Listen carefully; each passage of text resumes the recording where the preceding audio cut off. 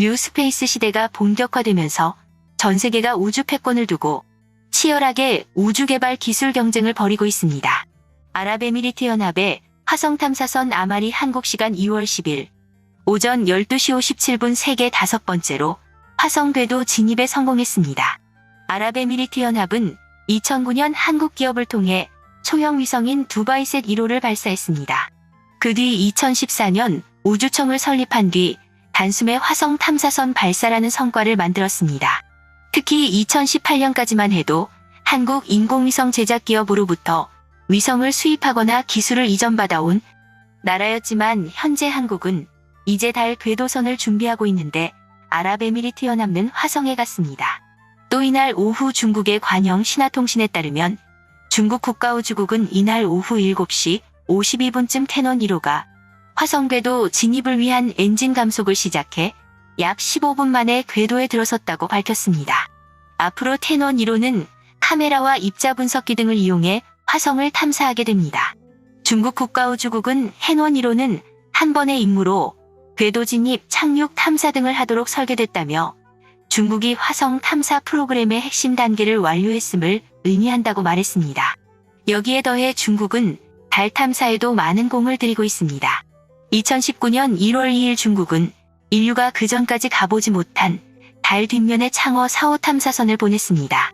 지구의 자전주기와 달의 공전주기가 같아 인류는 중국 창어 4호가 착륙하기 전까지 달의 뒷면을 직접 본 적이 없었습니다. 중국은 창어 4호의 달 뒷면 착륙을 위해 별도의 통신위성 최차오를 달 궤도에 쏘아 올렸습니다. 지구와 창어 4호의 통신을 돕는 일종의 중계위성을 보낸 것이라고 합니다. 2020년 12월 17일에는 중국 무인 달 탐사선 창어 5호가 달표면 토양과 암석 샘플을 싣고 지구로 귀환했습니다. 달표면 샘플 채취는 미국과 러시아에 이어 세 번째라고 합니다.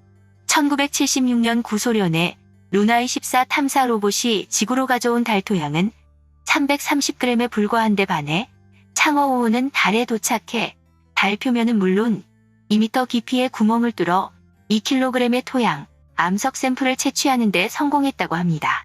중국은 우선 2023년부터 창어 6호와 7호를 달 남극에 보낸다는 계획을 세우고 있다고 합니다. 그리고 오는 2027년께 창어 8호를 달로 보내 유인 착륙을 위한 사전 준비 자료를 수집한다고 합니다. 중국은 달에 인간이 거주할 수 있는 연구기지를 건설한다는 목표를 세우고 있습니다. 미국의 5번째 화성 탐사선 로버 퍼서비어런스는 3차례 발사가 연기되어 중국보다 일주일가량 늦게 발사돼 오는 18일께 화성 궤도에 도착합니다. 아랍에미리트 연합의 화성 탐사선 아말은 화성 표면에는 착륙하지 않으며 중국의 태논 1호는 2달간 궤도를 돌다 4월 23일경 착륙을 시도한다고 합니다. 하지만 가장 늦게 궤도에 진입할 로버 퍼서비어런스는 나사 공식 유튜브 나사TV에서 18일 태평양 표준시 기준 오전 11시 15분부터 라이브로 착륙을 시청할 수 있다고 합니다. 로버 퍼서비어런스는 35억 년 전 화성에 물이 있었던 고대 삼각주로 추정되는 예제로 분화구에 착륙해 고대 생명체의 흔적을 찾는 동시에 지구로 가져올 토양, 암석 샘플을 채취해 보관하는 임무도 맡는다고 합니다. 또 퍼서비어런스에는 소형 헬리콥터 인제뉴어티가 실려 있어 인류 최초로 지구 이외의 행성에서 동력 비행을 시도한다고 합니다. 2012년 화성에 도착해 현재까지 임무 수행 중인 차량형 이동탐사 로버 큐리오시티는 절벽이나 협곡 등 이동이 어려운 곳은 접근할 수 없어 임무 수행에 한계가 있었습니다. 하지만 인제뉴어티가 비행에 성공하면 화성 탐사에 새로운 장이 열릴 것으로 기대한다고 합니다. 인제뉴어티는 비행 성공 시 퍼서비어런스로부터 분리돼 화성 대기권을 비행하면서 데이터를 수집할 예정이라고 합니다. 이렇게 세계 각국은 우주 패권을 놓고 치열한 경쟁을 하고 있는데 우리나라의 우주 산업은 아직 갈 길이 멀다고 합니다.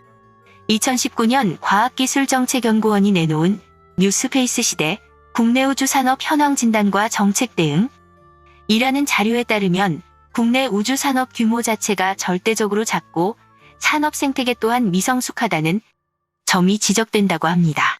국내 우주 산업은 2017년을 기준으로 3조 3,393억 원으로 같은 해 전 세계 우주 시장 규모인 2,685억 달러의 약 1.1% 수준밖에 안 된다고 합니다. 1990년도부터 시작된 우리나라의 우주 개발은 1992년 대한민국 소유 최초 위성인 우리별 1호가 발사된 것을 시작으로 1995년에는 무궁화 1호, 96년에는 무궁화 2호, 99년에는 무궁화 3호가 각각 발사됐습니다. 2006년에는 이소연 씨가 한국인 최초 우주인으로 발탁됐고 한국은 36번째로 우주인을 배출한 국가가 됐습니다. 2020년 2월에는 세계 최초로 환경감시를 위한 정지궤도 위성인 천리안 2비호가 성공적으로 발사됐고 정상 가동 중입니다. 그리고 국내 기술로 개발한 한국형 발사체 누리호와 차세대 중형위성 1호가 올해 발사됩니다.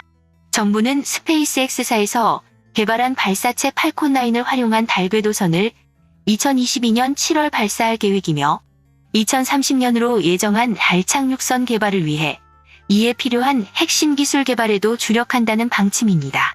여기서 스페이스X는 2002년 5월 6일 일론 머스크가 설립한 미국의 민간 우주기업으로 전 세계 상업 목적의 우주 발사체 발사 중 43.9%의 발사 점유율을 갖고 우주 발사체 시장을 주도하고 있습니다.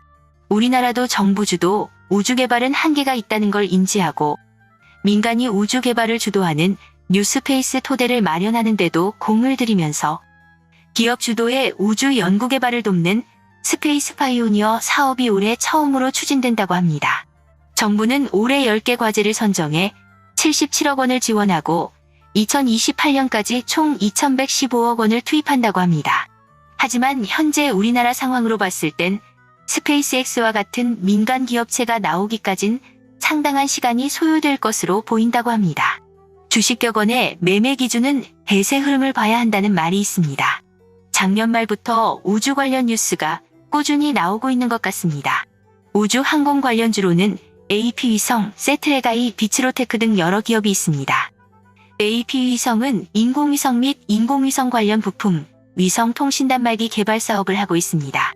위성통신 단말기가 주요 제품이며 두바이 소재의 이동위성통신 사업자인 투라야가 주요 고객사입니다. 세트레가이는 위성 제작하는 데 사용된 기술을 기반으로 군사 목적으로 활용할 수 있는 위성과 무인기의 이동형 지상체 중심의 방위 사업을 영위합니다.